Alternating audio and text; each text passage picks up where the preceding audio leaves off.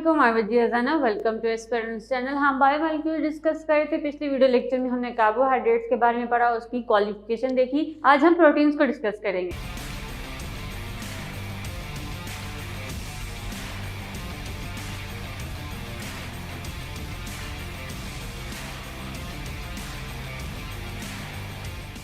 Proteins भी हमारी body में बहुत ही अबंडेंटली प्रेजेंट होती हैं और जो प्रोटीन का वर्ड है वो निकला है प्रोटीन से, ठीक है। इस वर्ड से जिसका मतलब क्या है, प्राइम इंपॉर्टेंस। तो प्रोटीन की हमारी बॉडी में, लिविंग ऑर्गेनिज्म में बहुत ज़्यादा इंपॉर्टेंस है। प्रोटीन अपना एक अलग ही फंक्शन परफॉर्म करती हैं। इनका हर एक कैटेगरी में अपना अपना रोल है। अगर हम देखें, सबसे पहले हम देख लेते हैं प्रोटीन की कैरेक्टरिस्टिक। इसमें पहला क्या है, polymer of amino acid. Amino acid जब आपस में ज्वाइन होते हैं तो वो एक कवलेंट बॉन्ड बनाते हैं, जिसको हम क्या कहते हैं, पेप्टाइड बॉन्ड, जिससे एक चेन बनती है और प्रोटीन का स्ट्रक्चर बनता है। उसके लिए अगर हम देखें तो प्रोटीन्स क्या है, हमारे पास कलरलेस हैं और टेस्टलेस हैं, और इनकी सॉल्युबिलिटी जो है वो डिपेंड करती है पीएच पे। जितनी पीएच ज़्यादा होगी या एसिडिटी किसी सोल्यूशन के ज़्यादा होगा, वहाँ पे उसकी सॉल्युबिलिटी प्रोटीन की क्या होगी, ज़्यादा होगी। उसके बाद जो प्रोटीन्स हैं इनका मॉलिक्यूलर वेट ज़्यादा होता है, और अब तक जो लिविंग ऑर्गेनिज्म में हैं उनमें अबाउट 10,000 डिफरेंट प्रोटीन्स देखी गई हैं।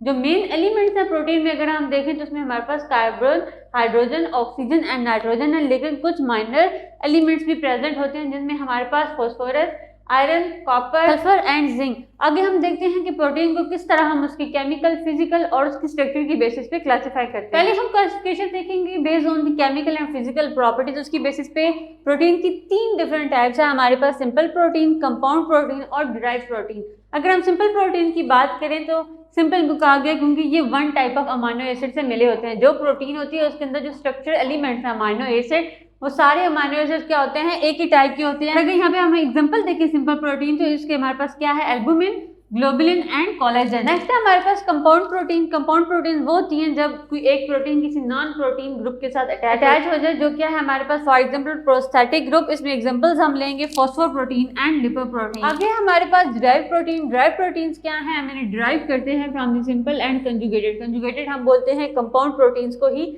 ठीक है। कंपाउंड प्रोटीन्स और कंजुगेटेड प्रोटीन। अब हम किस तरह से ड्राइव प्रोटीन इन दोनों से लेते हैं कि अगर हम हीट से इनको प्रोसेस करें या एंजाइम के रिएक्ट करवाएं इन दोनों को, तो उससे जो प्रोटीन्स हमारे पास आती है उनको हम ड्राइव प्रोटीन्स बोलते हैं। इनमें अगर एग्जांपल लें, हमारे पास क्या है, ओलिगोपेप्टाइड, पेप्टोन और प्रोटीएजेस। स्ट्रक्चर की बेस पे प्रोटीन की हमारे पास 3 टाइप्स हैं, primary protein, secondary protein and tertiary protein. सबसे पहले देखते हैं प्राइमरी प्रोटीन्स कौन सी होती हैं। प्राइमरी प्रोटीन वो होती है जहाँ पे अमाइनो एसिड का जो सीक्वेंस होता है, जो प्रोटीन बना रही हैं उनका लीनियर सीक्वेंस होता है। सारे अमाइनो एसिड एक लीनियर सीक्वेंस में प्रेजेंट होते हैं और वो मिलके क्या बनाते हैं, हमारे पास एक पॉलीपेप्टाइड चेन, जिसको हम क्या बोलते हैं, प्रोटीन। आगे जो दूसरा स्ट्रक्चर है हमारे पास वो कौन सा है, सेकेंडरी प्रोटीन।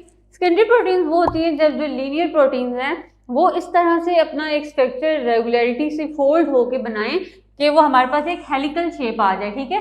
तब जो सेकेंडरी स्ट्रक्चर बनाती हैं लीनियर से फोल्डिंग के जरिए, उसमें हमारे पास 2 सेकेंडरी स्ट्रक्चर्स होते हैं, एक अल्फा हमारे पास होता है और दूसरा होता है बीटा। जब वो एक स्पाइरली या कॉइल शेप में अरेंज होते हैं तो उसको हम बोलते हैं अल्फा स्ट्रक्चर। और अगर हमारे पास अल्फा हेलिकल स्ट्रक्चर, और जब वो सारे जो अमाइनो एसिड्स हैं, जो शीट्स हैं, वो इस तरह से अलाइन होंगे, एक शीट की फॉर्म बनाएं, तो उसको हम क्या बोलते हैं, बीटा शीट। तो सेकेंडरी स्ट्रक्चर हमारे पास 2 फॉर्म में प्रेजेंट होता है, अल्फा हेलिकल स्ट्रक्चर में या फिर बीटा शीट्स में। आगे हमारे पास टर्शियरी प्रोटीन। टर्शियरी प्रोटीन वो होती हैं जिनके अंदर जो स्ट्रक्चर होता है वो 3D होता है। सारा लीनियर सीक्वेंस जो होता है हमारे पास अमाइनो एसिड्स का, वो मिलके एक रेगुलर स्ट्रक्चर बनाते हैं जिसको हम 3D स्ट्रक्चर बोलते हैं, ठीक है। अगर हम इसमें बात करें, जब हम सेकेंडरी प्रोटीन्स की बात कर रहे थे तो यहाँ पे हाइड्रोजन बॉन्डिंग इन्वॉल्व थी, ठीक है। उसके बाद अगर हम टर्शियरी प्रोटीन की बात करें तो टर्शियरी प्रोटीन जो लीनियर सीक्वेंस से एक फोल्डिंग करके पूरा एक रेगुलर स्ट्रक्चर बनाती है। इसके अंदर डिफरेंट इंटरेक्शंस होती हैं, जिसमें हमारे पास हाइड्रोफोबिक इंटरेक्शन होती हैं, आयनिक बॉन्ड होता है, हाइड्रोजन बॉन्ड होता है और कोवलेंट बॉन्ड्स प्रेजेंट होते हैं। उसके बाद जो मेन इसका सीक्वेंस है, लीनियर सीक्वेंस फोल्ड होता है into globular structure. Tertiary protein हमारे पास ग्लोबुलर स्ट्रक्चर और फाइबर स्ट्रक्चर दोनों में प्रेजेंट होती है। आगे हम देखते हैं कि प्रोटीन की इंपॉर्टेंस क्या है। प्रोटीन की बहुत ही ज्यादा इंपॉर्टेंस है। अगर हम देखें, जो प्रोटीन है हमारे पास वो स्ट्रक्चर सपोर्ट देती है to the cells and tissue. इसमें अगर हम प्रोटीन देखें तो हमारे पास कौन सी हैं, कोलेजन एंड केराटिन। उसके बाद जो प्रोटीन्स हैं वो एज ए इंजाइम, जो इंजाइम्स है वो हमारे पास क्या है, प्रोटीन, ठीक है। तो इंजाइम्स किसी भी रिएक्शन को क्या करते हैं, उसकी जो एक्टिवेशन एनर्जी होती है उसको इंक्रीज कर देते हैं और उस रिएक्शन को क्या होता है, उसका प्रोसेस इंक्रीज हो जाता है। उसके बाद क्या है, proteins are involved in the transport of substances across the biological membrane. जो प्रोटीन्स होती हैं वो transport as a channel protein, जैसे हम पिछले लेक्चर्स में भी देख चुके हैं कि जो प्रोटीन्स हैं वो चैनल प्रोटीन्स भी होती हैं और कैरियर प्रोटीन्स भी होती हैं। तो प्रोटीन्स किसी भी मॉलिक्यूल को अगर उन्हें ट्रांसपोर्ट करना है तो एक उसका पाथवे भी बनाती हैं और उसको ट्रांसपोर्ट भी करती हैं from cell to another cell. उसके बाद फॉर एग्जांपल हमारे पास क्या है, हीमोग्लोबिन है जो कि ऑक्सीजन को ट्रांसपोर्ट करती है ब्लड में। उसके बाद हमारे पास है एंटीबॉडीज। एंटीबॉडीज भी हमारे पास ऐसी प्रोटीन्स हैं जो कि किसी फॉरेन पार्टिकल या एंटीजन को क्या करती हैं, रिकॉग्नाइज करती हैं और इम्यून सिस्टम फिर उसको रिकॉग्नाइज करता है और पूरा इम्यून सिस्टम फिर क्या हो जाता है, एक्टिव हो जाता है उस पार्टिकल को डिस्ट्रॉय करने के लिए। नेक्स्ट हमारे पास क्या है कि it participate in cell signalling pathway.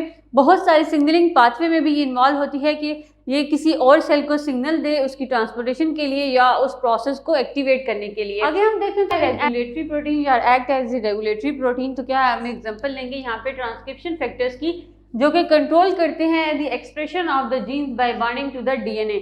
Next हमारे पास है कॉन्ट्रैक्टाइल प्रोटीन। इसमें हम एग्जांपल लेंगे एक्टिन एंड मायोसिन की, जो कि मसल की कंस्ट्रक्शन और उसकी मूवमेंट में हेल्प करती हैं। उसके बाद जो प्रोटीन्स होती हैं वो एज एनर्जी सोर्स भी होती हैं, क्योंकि जब अगर स्टार्वेशन हो तो सेल क्या करता है, प्रोटीन को ब्रेक डाउन करके उससे अपनी एनर्जी की नीड को पूरी करता है। और लास्ट में क्या है, it act as a buffer.